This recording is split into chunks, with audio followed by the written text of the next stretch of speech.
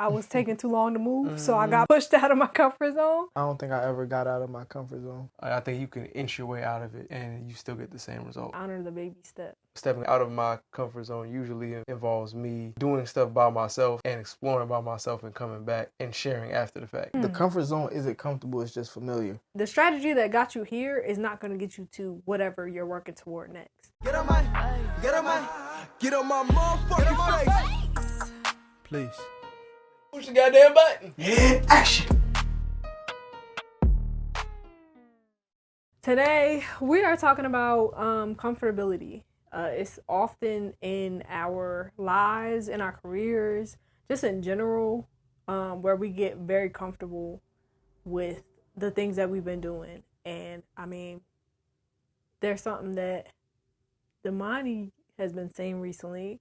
I think it's from Seth. Is it Godin or Godin? Godin. Seth Godin, where he says, basically, the strategy that got you here. What's the part?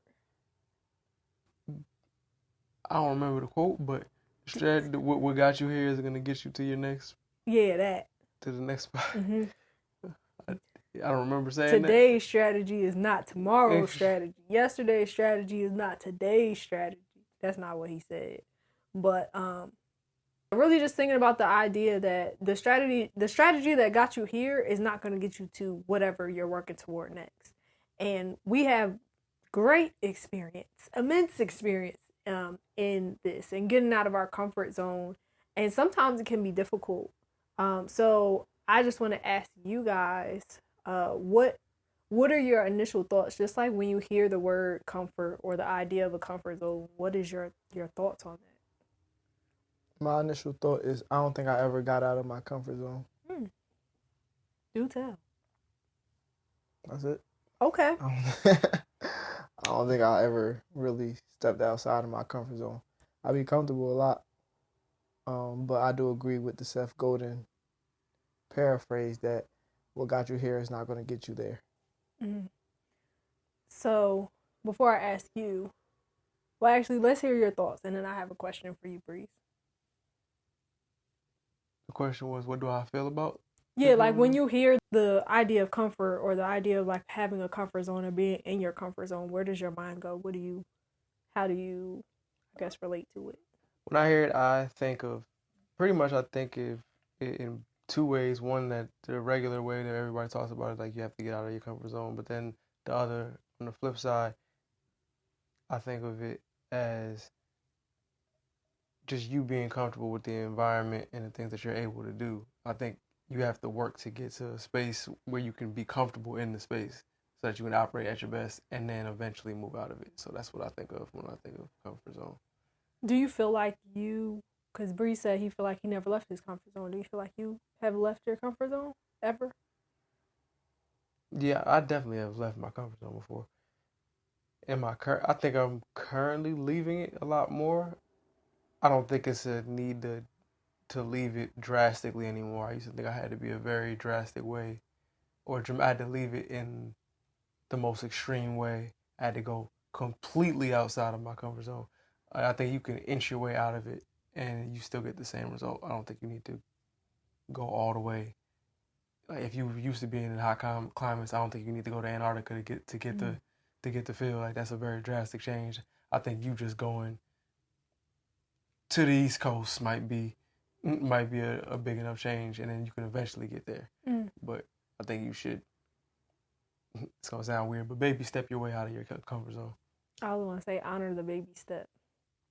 So, for you, Breeze, Sir Breezington, what do you feel like would be, I guess, required for you to leave your comfort zone? Listening to myself. I would say do tell, but I feel like you're gonna say that's it. I was just gonna say most of the stuff that I think about, want to do, speak. It'd be uncomfortable journeys or destinations. So I just pick a safer route a lot of times. Interesting. I actually feel like you leave your comfort zone a lot more than you realize. I be a lot I'll be a lot more comfortable than maybe I'll be baby stepping instead Yeah. of big stepping. Yeah. I need the big step rather than baby step. So you feel like you need the big step. You feel like you need the baby step. The reason I feel like I need the big step because this is going to go into another topic, but because typically whatever my environment or whatever the speed of whatever is going on is, I could easily just get in the lane. Like it's easy to merge, and I could drive with traffic, no matter what the speed of traffic is. Once I see the pattern, I see what's going on, I can get in there easy. Interesting. So, yeah. So I was having a conversation last week maybe, and I was like, Atlanta is too slow for me. So I would want to be in a bigger city. Like if I move into a city, I would want to be in a bigger city that stuff actually happening, stuff actually moving, and it'd be a lot of smoke and mirrors here. So it looked like people got motion. People don't be having no motion. So like being somewhere where stuff actually happening, stuff moving, being with amongst the movers and shakers. If you listen to my music, you hear me talk about the movers and shakers a lot. But being in that type of environment will help me. Well, it'll allow me to move as such or move accordingly, and I'll probably get more things done, or just be out there more. Okay, I was gonna say, but isn't that still you being in some form of your comfort zone? Yeah, so maybe I should just step out regardless of what is actually going on.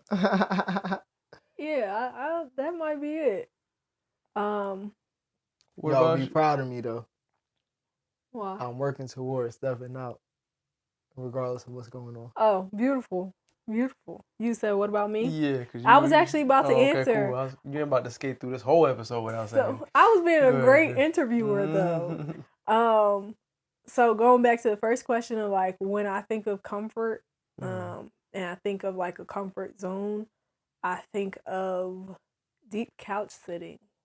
So for me, when I think of comfort, I think of everything looking a very specific way or everything going my way, I think is what I think of when I think of comfort. And I think that with that, it's like no added surprises. It's like, I don't even know how to describe it because I want to say a bubble, but it's not the bubble that I always talk about. It's not like the safe space that I talk about. It's like a bubble where like being very confined. Yeah, I was gonna say almost like sheltered. Yes, being like sheltered type of thing. I think that is like a level of my comfort zone where other people handle things. Like if anything stresses me out, someone else can handle it.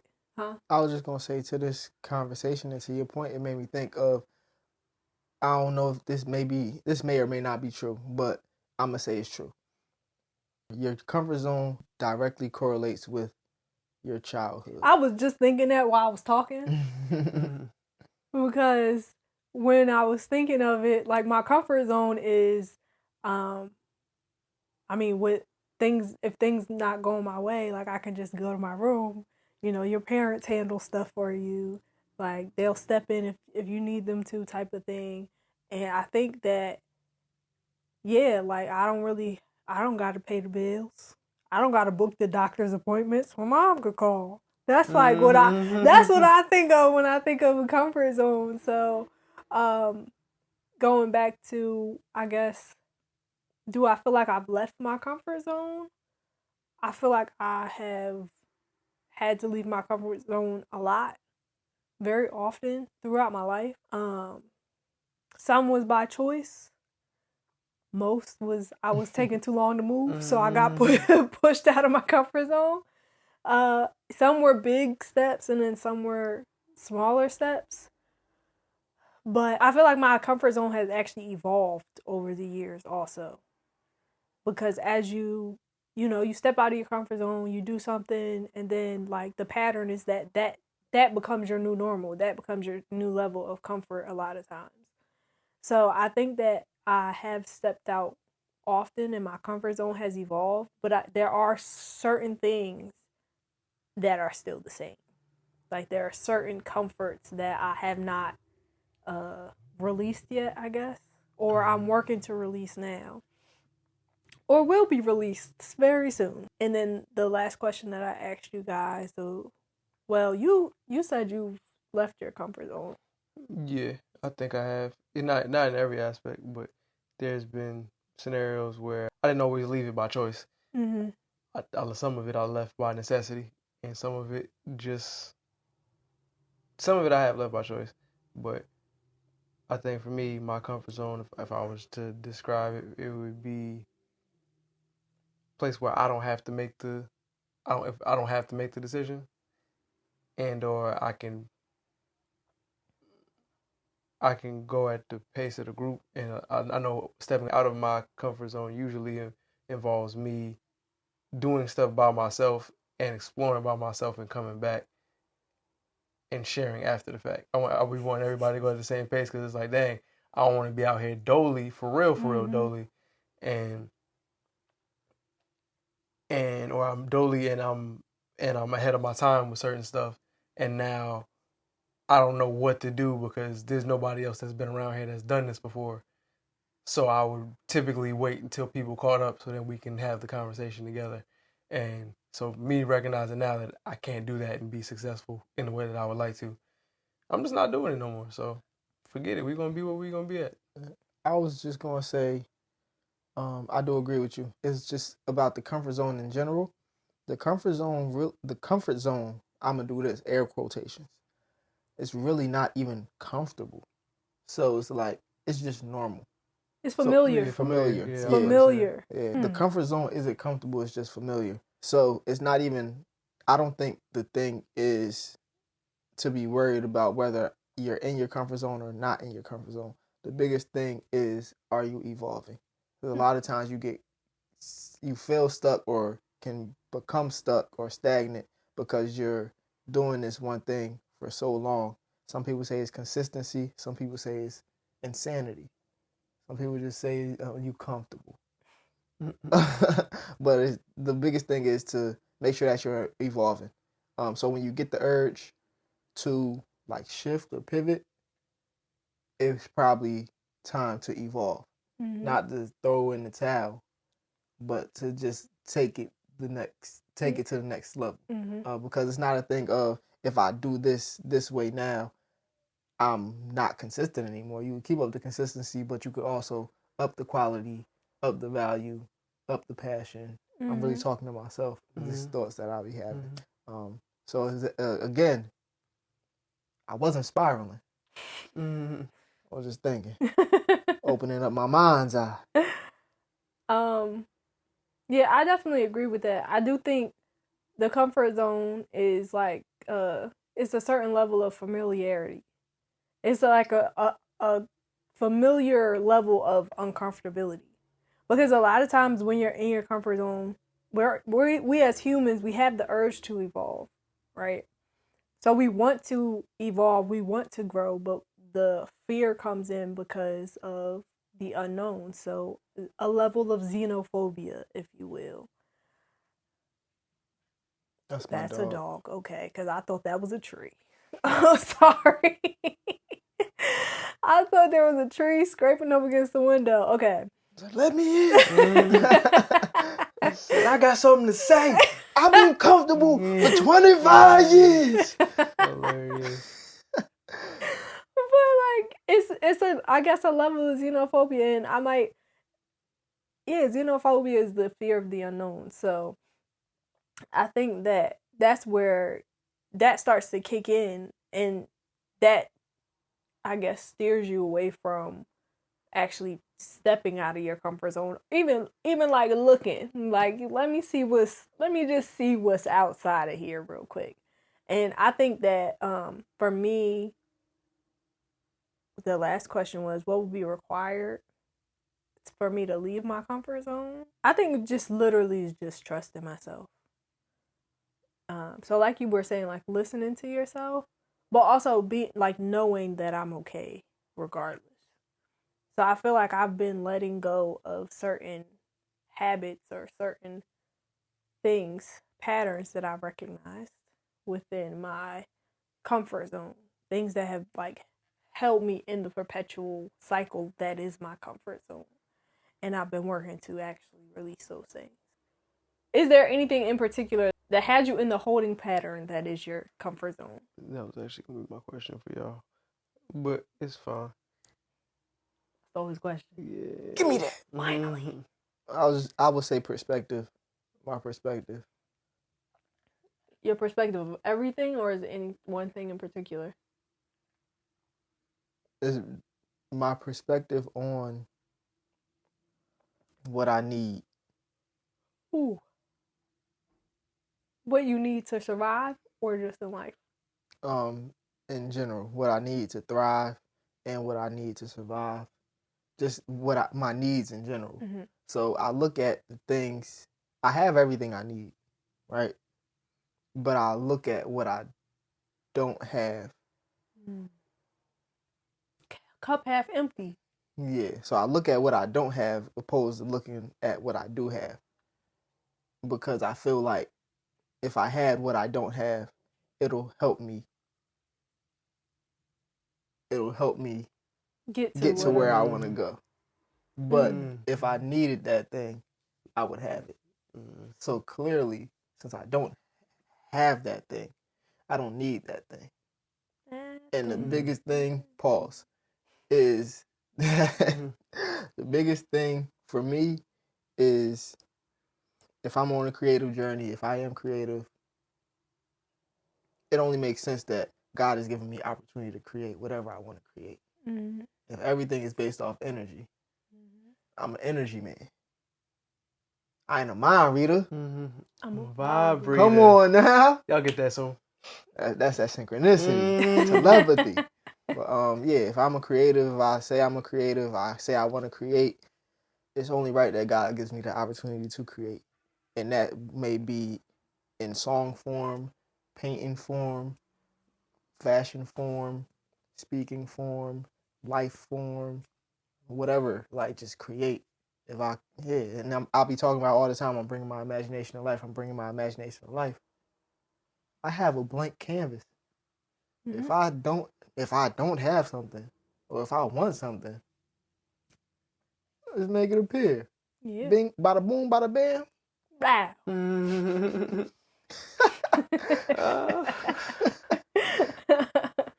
In my head, when you said "blow," I thought it was the old school gun sound effects where they shoot. Boom, It's a bang, pow. Yeah, that's what Yeah, I thought. that's I the thought it normal was one. pow. Bang. Pow is bang, when they punch bang, usually. Bang, bang. Pow. Don DeMarco. All right. So for me, I think the biggest patterns have been, it's been twofold. It's been comparison and not wanting to look away in front of other people. Those have probably been the two things that have been the peanut butter and jelly to my comfort zone. And because for a lot of stuff, I'm looking at people and I'm comparing, and it's like, all right, I'm gonna just do what so and so did, and that's comfortable because I don't have to create the thing that I have to do next. On the flip side, when it comes to not wanting to look a certain way, because I'm imagining how people are looking and perceiving me, or I'm thinking about how I'm being perceived, it was a lot of times it would stop me from doing certain things because I'm in my head before I got there. I've already created this round table of people who have they already have 7 opinions, and I've already ran through the 7 opinions that they're gonna say, and I've already decided it ain't worth me doing it, so I'm gonna stay in the house. And that's really what it be feeling like, right? Not, but I'm stepping out of it now, but understanding a lot of that, and we talked about this a little bit, but being able to say what you're gonna do, say what you want to do directly, irregardless of somebody's laughing in your face, that kind of thing. That was a big thing because like you're not about to treat me like I'm crazy, right? But then the realization I had for myself was, all right, they're gonna laugh. So what? I'm still gonna do it, Right? right? So you can laugh now, it's cool, and then I want you to keep that same level of laughter When I come back, I want to laugh right in my face. Mm-hmm. When it's millions. But nah. But nah. So those slap you with something. Can you imagine? Backhand or front hand? Remember back in 1973? I told you I had a dream. But yeah, that's exactly what it's been for me. Can you imagine Martin Luther King slapping somebody? He wasn't even alive in 1973. Yeah. That's sad. I mean, I used the I have a dream. I know, but Yeah. Damani was saying it. Oh yeah, but he no, wasn't yeah. alive in 1973. Yeah, no, I was just Nah, he wrote Human Nature. He was alive. Yeah, he was remember? alive. Yeah, he was a fly on the wall. crazy. If you listen closely, it's buzzing in the. Yeah, you'll hear. Buzz. That's him in the background. Had to drop the gems off to the people. Can't keep all of the gems to yourself. Where next time you're gonna come back as a roach. Whoa. Hey, no, don't That's disrespect. Yeah, I'm about to say that's hella disrespectful. If you hold on, that's baggage. What? If you hold on to the gift, come back as a roach. Oh, you said if he held on to the gift. I thought you just said in general. Oh nah, yeah. If you hold on to the gift, if you hold on to the gems and don't give it to the world, you're gonna come back as a roach. That's wild. I still feel like that's not right. I don't know if God would be that cruel. Creative. Somebody had to be a roach. Oh, God is I don't know if creative. God would be that creative. You said somebody had to be a roach. Why can't a roach just be a roach? They have spirits too. Roach spirit. That's a nasty spirit. That's a nasty spirit. Man, that's just a water bug. Oh no. Okay, we're moving on. Anyway, We're moving on. back to the. Some back to people the were comfortable with that. I'm uncomfortable with it. So can we not? What was the question? Oh, go ahead. I remember what my other question was gonna be. But Roaches. Okay. Go ahead. Question. Making me uncomfortable. I was gonna say. About to quit the pod. My question was gonna be, what's the hardest part for you guys about stepping out of your comfort zone? Loneliness. I was about to repeat what you said, but then I was like, wait, is that really my answer?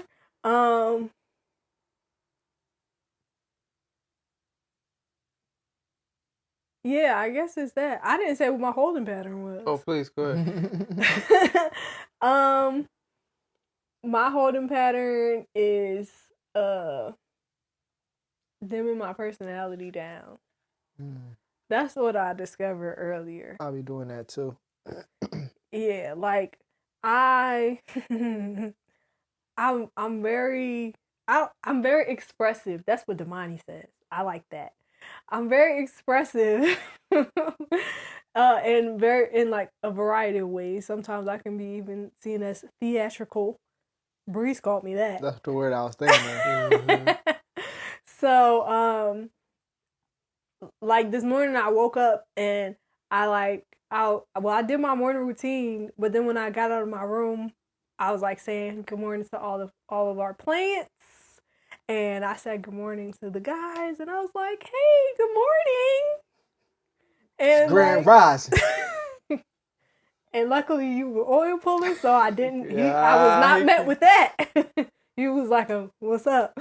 type of thing. But like, I dim down my personality sometimes so that I guess I don't overwhelm people, or they're not looking at me like in a crazy way or anything like that. So I'm more, I guess, palatable. Ew, I don't like that. But yeah, it's like instead of making yourself a well-seasoned gumbo, you decided to make yourself some chicken noodle soup with no seasoning. Soup. Yeah, it's a little salt. You said, yeah, there's too much flavor for everybody. I don't want to overwhelm everybody's palate. No, I be my dad's chicken noodle soup. You said your dad make bland chicken noodle soup? No, he got seasoning in it. I don't be bland. Like, I'm not completely, like, just dry and no personality. Okay. It's like, you can't go wrong with chicken noodle soup. Yeah, like, it's like, okay, chicken noodle soup. You cold? Got seasoning. Chicken noodle soup. Got all the... You don't feel good? Chicken noodle soup. Dad be having the potatoes in it and squash and stuff. Like, it's something a little bit in there, but it ain't gumbo, though. You know? Yeah, so, like, it's good, but it's not, you know? That soup be fire. That soup actually really do be good. That's what I'm saying. Like, it be good. But gumbo is a different type of, like... Different type of flavor. It's different type of flavor profile. The idea of gumbo is supposed to be 10 times better than chicken noodle soup. But my dad makes some fire chicken noodle soup. No, it is fire. I'm sure he could throw down on some gumbo. It could compete with anybody's gumbo. That's all I'm saying. Hey, Dad, I might ask Dad to make some gumbo. You can't eat it? He could make a vegan one.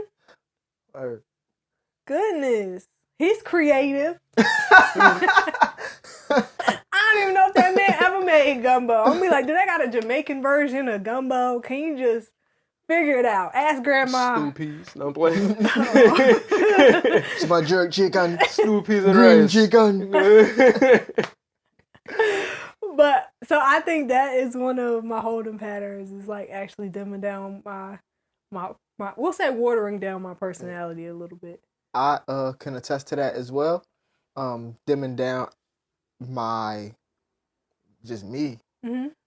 One, the whole standing out thing. I would say standing out. Let's go back to the loneliness. So if I am me, and typically stuff be easy. So let's go back to the pace of the environment. I could easily merge in and do whatever because stuff be easy. If I see you dribble a ball, I'm like, I could do that. I dribble the ball. I might not be the best, but that ball gonna get dribbled. Mm-hmm. So if I stand out, then it's gonna be like I'm on an island by myself. Mm-hmm. Because like Damani was just saying, when he steps out his comfort zone, a lot of time he's by himself and then he has to come back and tell the people what he found. He's the forager, the scout. Yeah.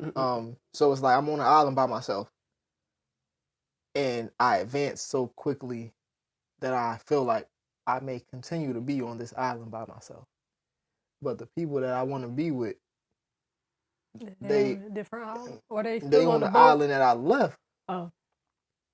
And it's just like I don't want to leave them with a chance to spend the rest of my time alone. Well, you can always. I guess you can't really like go back and visit the island. You can, but that's interesting. Go ahead. No, I was gonna say this is really funny. This was a TikTok I was about to post. This is exactly what I was. Oh, that's funny. So it's just funny we landed here. But go ahead. I was gonna say that I think that we have to look at that differently. Like, not in the idea that we're leaving the people. Because even though I might be going first, but I may just need to be inspired. Like, I might, my mission might be to inspire you to then make your way to this island as well. Right? So when you look at it like that, I feel like it doesn't have to feel as lonely. Christopher Columbus. I did think of Christopher Columbus, but I didn't want to say it because he ain't discovered nothing. We don't give him no credit for that. Right. But like if you think of it like that, it's like even if you're scouting out the land, you're scouting out the land with the intention to bring your family and your friends there with you. You're scouting it out to make sure that it's safe, that there's food, that there's it's livable, survivable. Yeah, stuff like that. Like there's water, like it's basic needs that are there so that they can come and enjoy the life that you're living or enjoy the things that you discovered, right? So I think that we have to start looking at it like that instead of looking at it like I'm leaving the people behind. And I mean, some people might decide to just stay back. Yeah, some people deserve to be left behind. But I was just going to say, life is a lot easier outside of your comfort zone. Or maybe I should. I'm going to stand on easy. Life not hard. It was never meant to be hard. A lot of times we already know what we need to do, know what we're supposed to do. We just hesitate. So it's like a filter of, I don't want to be wrong. Mm-hmm. I know what's going to happen if I stay here in this comfort zone, opposed to if I experience the unknown or experience where I actually want to be. Yeah. So it's like, if I make this clothing collection, nobody could buy it. Everybody could buy it. I might not be able to find a manufacturer. I might be like, F the manufacturer, I'm going to do it myself. Because now they got tariffs. It might be cheaper for me to just go get the materials, but it's going to take longer and stuff like that. Or it's like, it's so many options. It's like when you go to a fast food restaurant, they only give you a certain amount of options, because if you have endless amount of options, you won't do anything. You won't choose anything. Mhm. So that's the same thing with the unknown. When you go out into the unknown, this is a blank canvas, especially if nobody ever traveled this path before. You can't tell me I'm right. You can't tell me I'm wrong. So I'm making it up as I go, and I'm going to come back and tell y'all if it's right or wrong, what's right or wrong. So, and people going to look at you like, oh, he did this, this, and this. She did this, this, and this to get here. Now they want to be there. It's just a spiral of easiness, because like, you making it up. You can't tell me this is the wrong way, because nobody made it past this door. Nobody explored past this door, so you don't know. I could say it's a zombie apocalypse out here. I'm in the land of vegan milk and honey. Like, this just for me. Yeah. I was gonna say, I wouldn't use the word easy, but I will say I want to say it's like it's fair game. Like, it's just you have a lot more freedom going into stepping outside of your comfort zone. I think the fear is that with uncertainty, you don't know how you're gonna feel when you get there. And I think the part is that I don't know how I'm gonna feel once I leave this spot. Right here, I'm comfortable. I know exactly how much space I have. I know exactly how much I can move my arms. I would like some more space, but I know exactly how much space I have. Right, it may be a little bit uncomfortable, but I know how much uncomfortability I can handle before it starts to get too much. I know exactly the limit.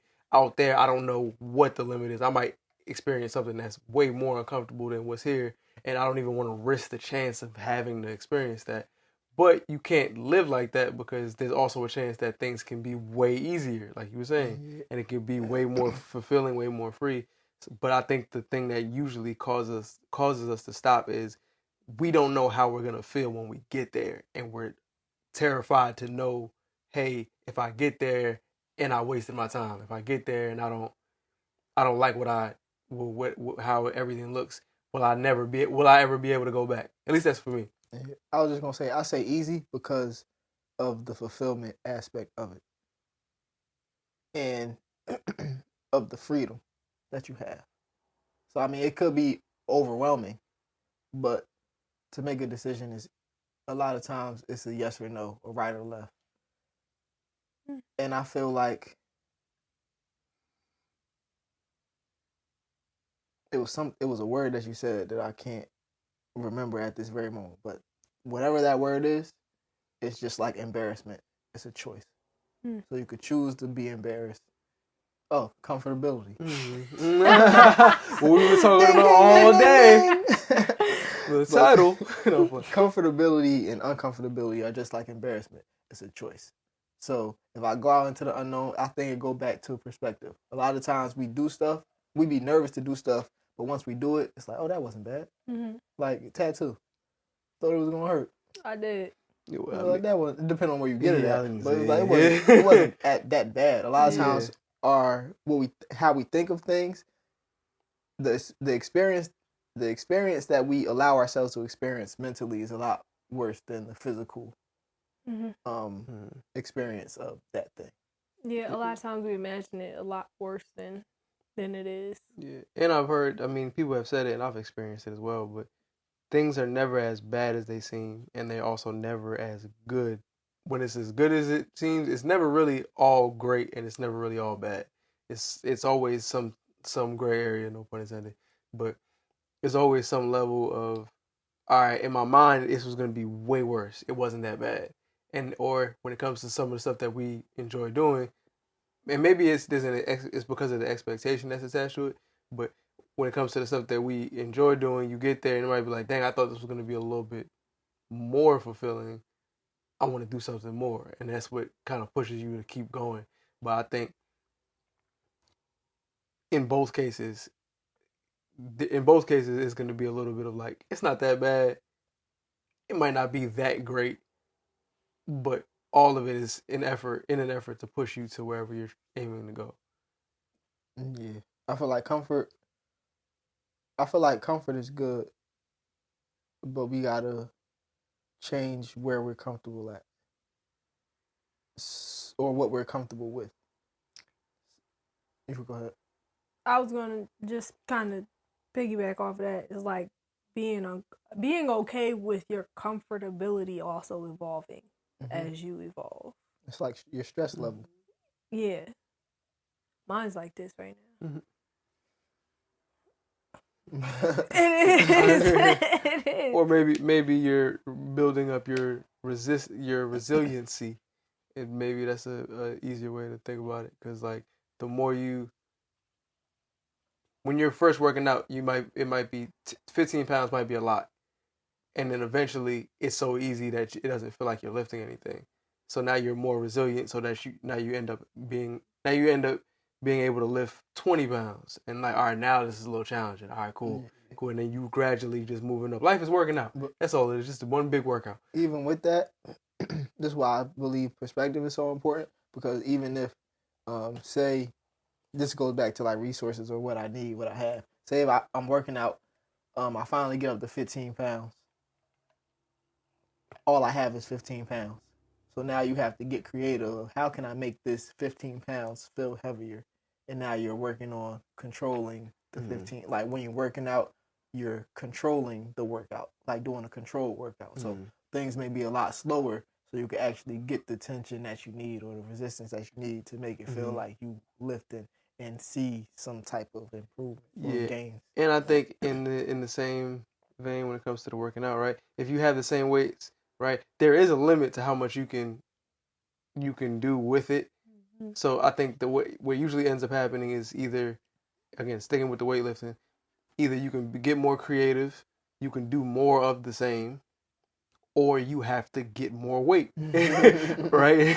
So it's just there's always, because and this reminds me of, it was a TikTok I was watching. It was this dude, she was training this girl, and she was trying to go with a lower weight, and he was like, all right, go ahead. So she did it, and she started, and he was like, now look at you, your form is worse because it's so easy. You're not actually working anything because it's so easy. And that's pretty much what the level of your comfort zone is because you've gotten to a point where it's actually doing you more harm to continue to do this than it is good. And so until you step out of it, you can't actually get any benefit for real. I was going to say, that's how we was with the All Right Wednesdays, doing the covers. Yeah. And that goes back to comfortability. I did that for too long, like longer than I should have been doing it for. But I mean, creates experience. Yeah. Yeah, it's almost like a time when they were talking about atomic habits. When you get to a certain level and you learn how to dribble already with your right hand. After a while, dribbling with your right hand isn't doing anything for you. You need to be able to dribble with your left, and then you need to be able to do the crossover or whatever it is.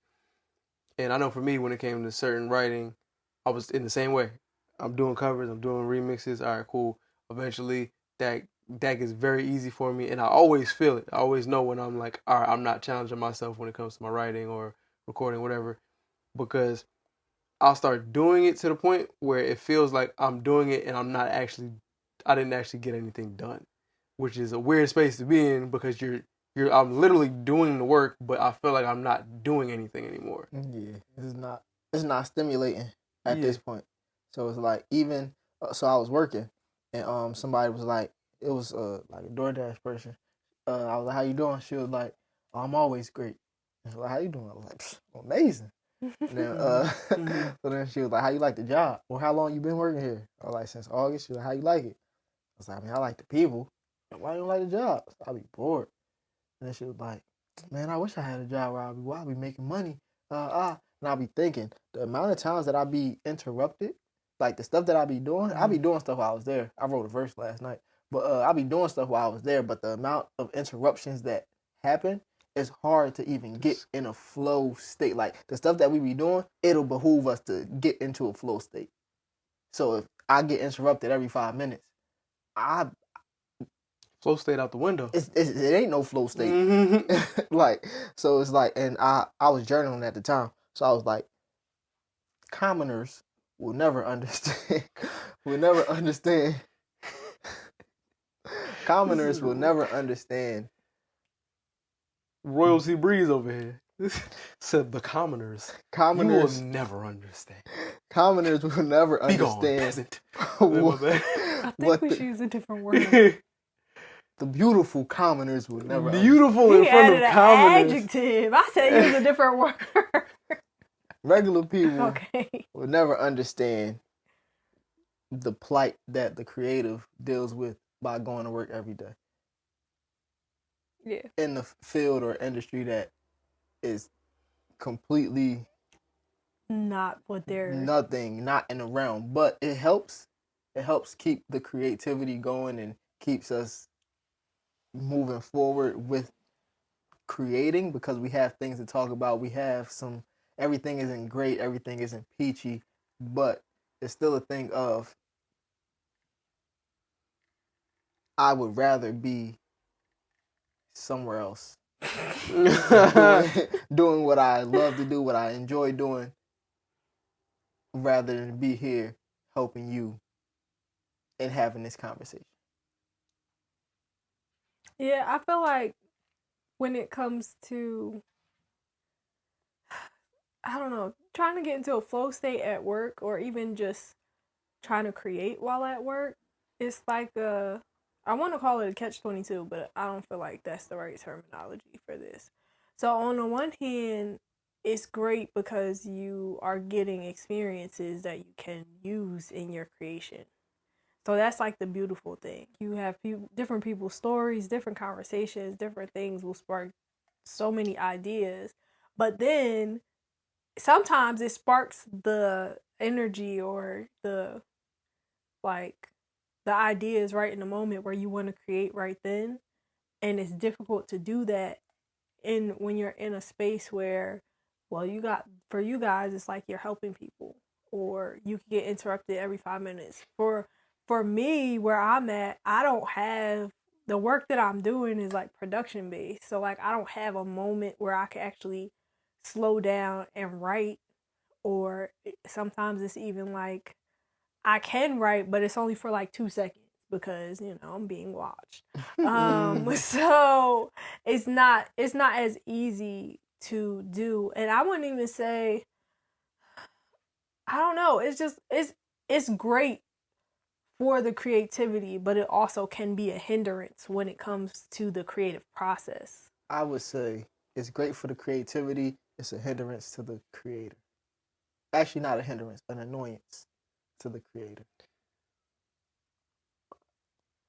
I don't mind that. I was going to say, I think it's just very hard to get into flow because typically flow takes about 90 minutes, they say, for you to actually achieve flow. I'm just coming here with the facts. Wait, it take 90 minutes to get into a flow state? Yes. I thought it was like 17 minutes. minutes. 15. No. We on a accelerated flow. Well, so for you to get, so pretty much the number y'all are referring to, if I'm not mistaken, it was if you do something for at the minimum 18 minutes a day, you end up being in the top whatever percent of people who do the thing, because most people aren't consistent enough to do it for that long. In general, it takes you about 90 minutes to get into the flow state, and that's because there's other things that when you're there, the first 10 minutes, you're here, but you're thinking about dinner. You're here, but you're thinking about what I have to do, what this means in the big scheme of things. It usually takes around that amount of time. Again, I think for some people you can get to a space where you get there sooner, but in general, it takes that amount of time because you have to get out of the way of everything that's not the task that you're working on. Otherwise, you're not really doing the task yet until you get to that, or typically around that 90-minute mark. What do y'all do for more than 90 minutes, like in one sitting? Eat. Sorry, no, I'm playing. I'm playing. Smorgasbord. That's a lot. That's a lot of food. I was just thinking that. That's why. But what do what I do. I'm strategic block. I might write. I might create. When you get in when you act. That's the reason why it's very when people talk about getting into a flow state. When you get into a flow state, you don't really stop and you look up and you're like, wow, 2 hours has passed. Because after around it's not always 90 minutes, but that's what they said. Generally, it's like if you hit the 90-minute mark, you've probably gotten into that level of flow. And now all of the outside world has completely disappeared, and the task is the only thing that has consumed you. Like sports, I've played sports for more than an hour, and I know when I got into a flow state and it feels like I can't miss. That wasn't happening in the first 15 minutes. Like there was nothing that I could have done at that point that would have gotten this. A lot of times it was me being angry, which kind of goes to the to the annoyance part, but me being angry about things not working.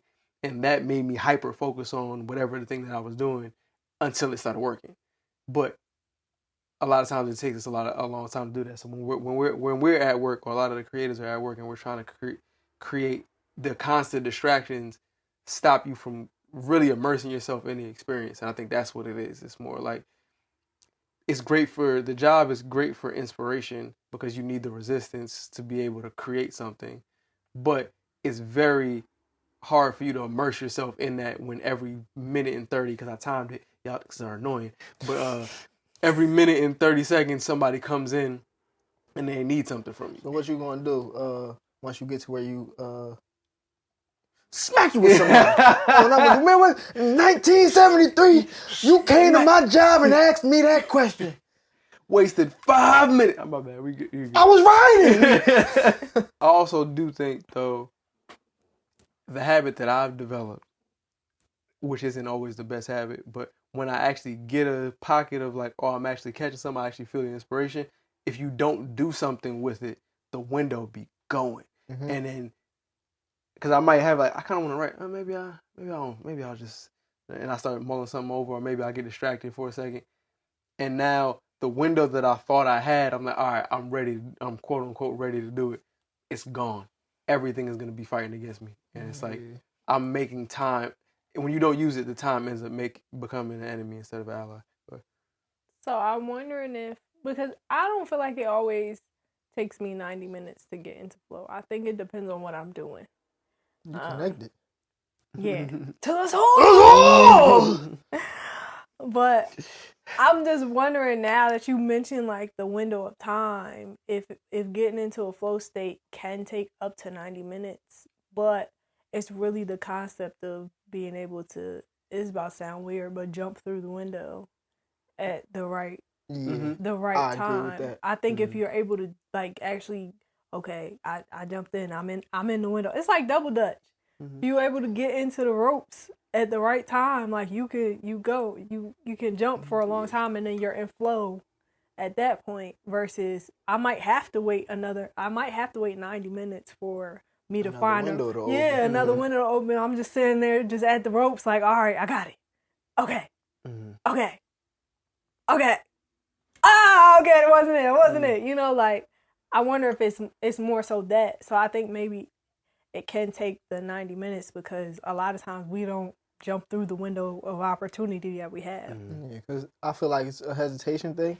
And also, a lot of times, well, I'm going to say, since we can experience things mentally first and then physically, a lot of times it doesn't feel like it takes 90 minutes because mentally we're already doing the thing. Mm-hmm. So, and if we limit the distractions, like the outside distractions, say if we writing in your mind, all day you've been thinking about this verse, or for the past hour you've been thinking about writing this verse. Once you actually start, you already got an hour under your belt of thinking about writing this verse, and like regardless of what's going on in the back of your mind, this verse, this beat, the concept, everything is playing in your head.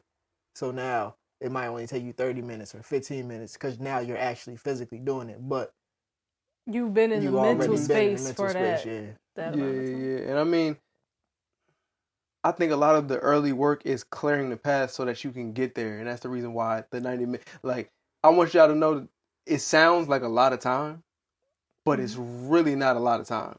Like, do it like it's 1 hour and 30, which is, it's really not as long as it as it sounds, but yeah, I feel like you can get there quicker, but it takes a lot of practice for you to be able to get there quicker.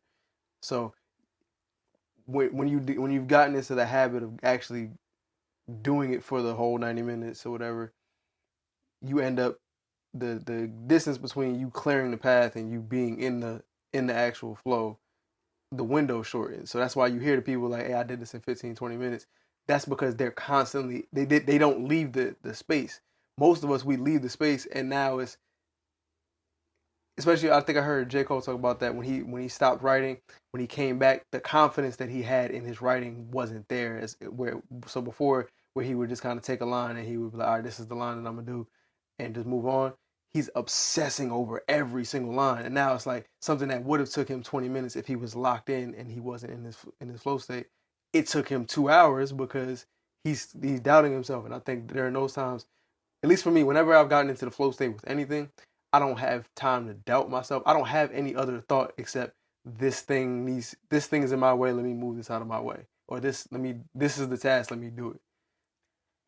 And I'll just say, kind of going back to the original topic, is I think that a lot of times that space of us either attempting to get into the flow state or whatever, like you were talking about, like you have to move the debris. I think a lot of times we don't move the debris because we're still in our comfort zone. Like, I think that's a part of it, because the unknown is like, okay, well, this stuff has been in this road for a million years. Like, I don't know, number one, I don't know what this is, right? So I don't know if I could actually touch it.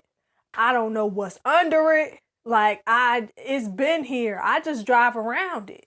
Ain't nobody ever said I had to actually go down this road. Like, so I think that in thinking about like the getting into the flow state, even like the fact that it might take 90 minutes, a lot of times it's because in our comfort zone, I never had to move this. This might actually be a quicker path to the flow state, but I opted not to move it because I'm comfortable with taking my full 90 minutes and not staying here.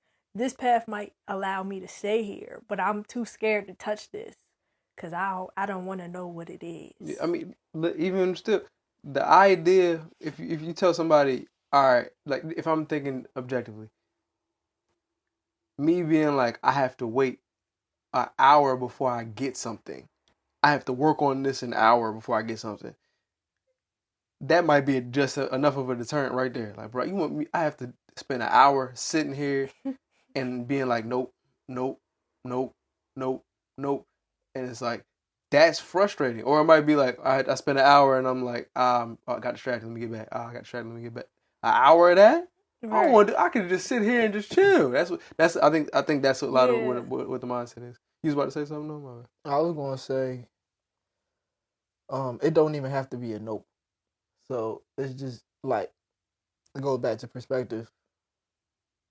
An hour of me, like, if we sticking to writing, an hour of me just getting my thoughts out. It's going to take me an hour to get something I like. But if I'm thinking about it as I get to just get my thoughts out, like yesterday, all I was thinking about was, because I was like, my life is amazing. I can say this for a fact. My life is amazing. I just be looking at the wrong things. Mm-hmm. And yesterday I was like, tomorrow I get to record a podcast with my friends. Like, I get to just talk to my friends and record it. That's actually fine. Mm-hmm. Like I woke up and I got to paint. Yeah. Mm-hmm. Like, I got to paint and I made dinner. Mm-hmm. Yeah. And it's crazy because that's something that I had learned. It's like soccer, right? For me, when it comes to and it's similar to the perspective thing. If you focus on the goalie, you're gonna hit the goalie, right? If you focus on the goal, your chances are you're gonna have a better chance hitting the goal, right? But if you really look at it, the goalie is this big. The goal is this big. Why on earth am I paying attention to the thing that's obvious? Like, it's a smaller target one, and it's like, and that's not what I really want to hit. So it's like, if I just keep my mind on the goal instead of the goalie, or the thing that the goal instead of the goalie, I'll be good. We be focusing on the hindrance. And we be like, the hindrance is so annoying. The hindrance is so overwhelming. It's like, well, I mean, it is, but look at your goal. Like your goal is huge, bro. But sometimes it'd be way more comfortable to focus on the small thing, the small distraction, than to focus on, like you said earlier, all the possibilities. Like there's a bunch of possibilities that's right past this goalie, but I know this goalie. We play against each other all the time. So let me just focus on the goalie. I'ma psych her out. I'ma just psych her out before I just just look at where you're trying to hit. But sometimes it's more comfortable than looking at the larger thing. I would say it is because it's a valid excuse.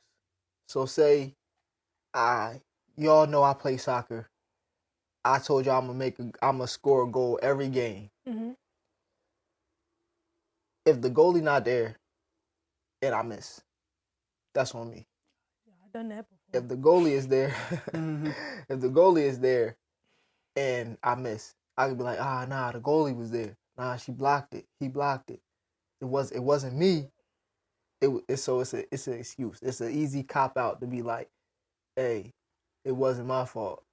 They just blocked it. Like, all I heard in my head was, it ain't my fault. Did I do that? No.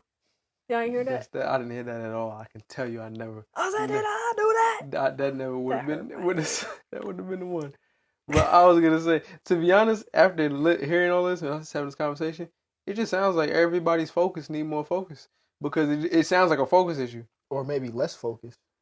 No, you need to be able to focus on the things you want to focus on instead of the things you don't. But what if the things that you don't want to focus on are actually the things that you want to focus on?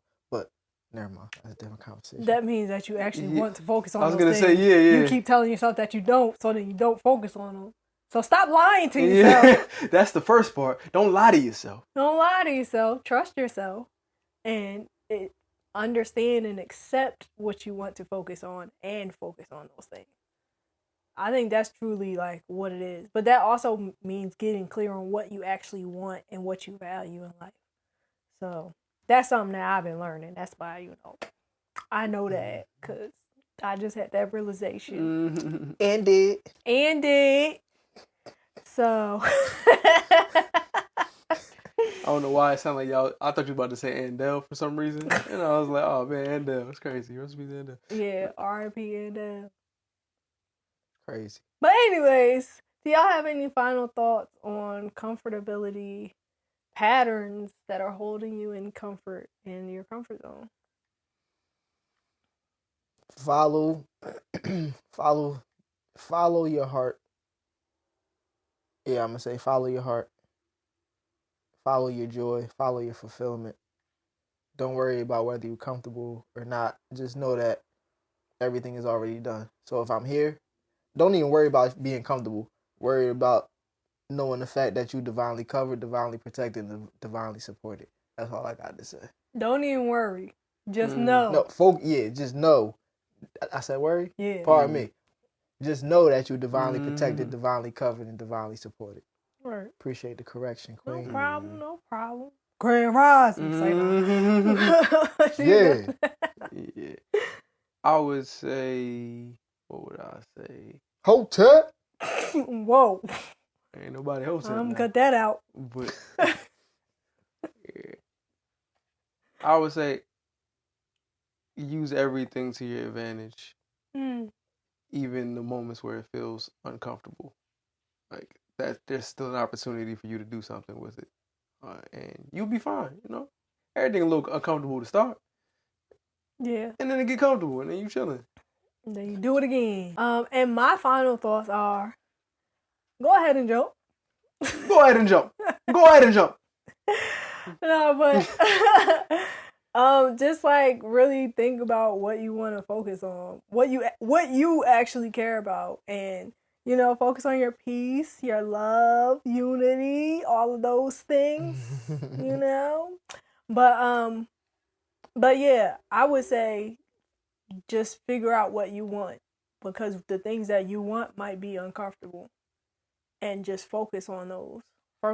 Focus on bringing those to fruition, and just know that you're fine. That's really it. Like, know that you're good. It might seem scary, but you're fine. And thank you guys for joining us for another episode of the Grae Area Podcast. Yes. I'm Shakoya D. Badman Breezington here. It's your boy Damani. And thank you for joining us for another episode. Oh, don't forget to like, share, and subscribe. Tell a friend, tell a friend, tell a friend. Hit that notification bell so you never miss an upload. Ding. And join our Patreon if you want to watch this podcast live and early, as well as other content that we have available for you guys. Make sure you join the Patreon. Also, check the description for all the things that we have going on. And if you like this episode, you're going to love the one that's linked on the screen up above. We will see you guys next week. Bye. Adios. Stay blessed. Stay black, people. You say what? Know yourself. Know your worth. Jukebox, hit me with another jam. Get on my face. Get on my motherfucking face. Please. Push the goddamn